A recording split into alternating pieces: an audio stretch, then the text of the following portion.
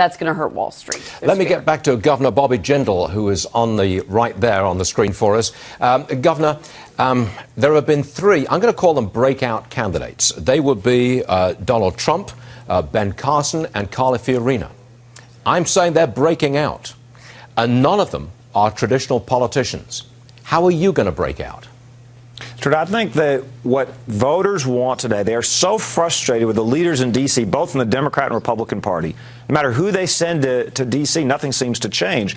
I believe what sets me apart, I've got the backbone, I've got the bandwidth, I've got the experience to get the job done. Let me give you one example. Every candidate says they're going to shrink the size of government. We got 9 governors, current and former governors running. I'm the only one that has actually reduced the size of government. I'm not just talking about it, we have done it. We've cut our state budget 26%.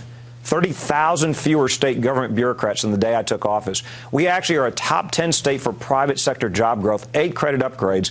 So at a time when President Obama is turning the American dream into the European nightmare, creating more government spending, $18 trillion of debt, more dependence, I'm the only candidate that's actually done the tough work of shrinking government.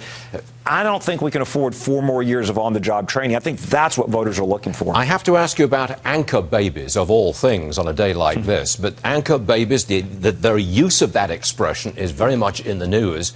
A lot of people say you shouldn't be using that expression. Donald Trump just carves right through it and says, I'm using it. I'm saying anchor babies. Now, you come into question here because I believe you were born just 4 months after your parents arrived in the United States.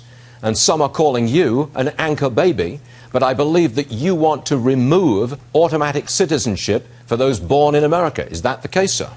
Well, a couple of things. Well, first of all, just to make sure my mom, who may be watching, I was born about 6 months after they got here. I'm sorry. That's okay. That's all right. A couple of things. First of all, you mentioned the fact that, the left goes crazy about taking offense at words and this political correctness. People need to calm down. And the reality, what's really offensive, you really want to talk about offensive terms, the left refuses, when you look at those Planned Parenthood videos, they refuse to actually use the word babies. In that sense, they want to talk about specimens or fetal tissue. So today, the Planned Parenthood folks are protesting me since we canceled their Medicaid contract. We don't want them to get any taxpayer dollars in the state of Louisiana. We're actually showing the videos in Baton Rouge at the mansion of their Planned Parenthood videos showing the just barbaric language they use when they're talking about these babies. So what I find offensive is the fact they won't even use the term babies. You've got a bunch of science deniers on the left, including Hillary Clinton.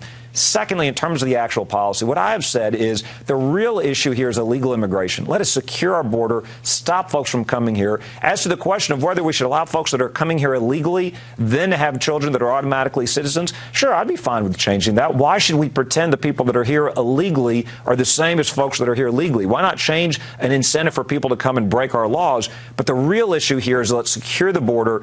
We've got politicians in both parties that talk about it. They never get it done. We can get this done in 6 months. It wouldn't be perfect, but we could get the border secure in 6 months if they were serious about doing this. We also need to put an end to sanctuary cities, by the way. Let's make those mayors and councilmen criminally liable as accessories for the crimes committed by people that shouldn't be here in the first place. I've got 30 seconds left. That's it. What would you do with the 11 million that are here now, illegals? Well, Stuart, look, I think the American people will deal with the folks that are here pragmatically and compassionately, but only after we've secured the border. Well, would you in the send 80s, them home? They tried to do it in a comprehensive bill. It was a mistake. We got amnesty without the security, without the border security. Let me also say this. We need to insist on assimilation. Immigration without assimilation is actually invasion. We should insist that America is the melting pot. People that want to come here should want to be Americans, learn English, adopt our values, come legally, roll up their sleeves and get to work when they come here. Smart immigration policy makes us stronger. Right now, we've got a dumb immigration policy, and it's making us weaker. Governor Bobby Jindal, thank you so much for taking important time out for us today. We do appreciate it, sir. Thank you. Thank you, Stuart. All right.